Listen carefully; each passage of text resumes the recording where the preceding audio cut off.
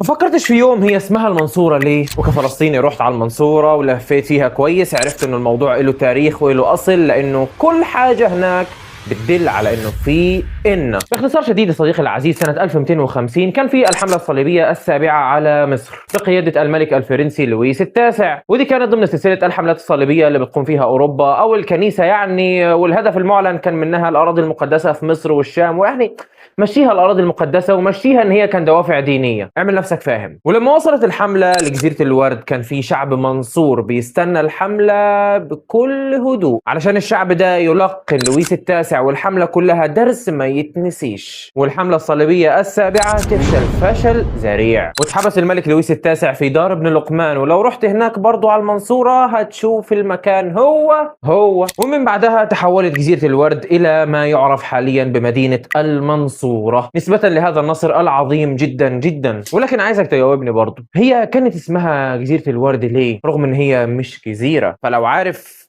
اكتب في الكومنتات، وما تنساش تشير الفيديو لأي حد مش عارف المعلومة دي، وتعمل فولو، وبس كده يا سيدي الناس.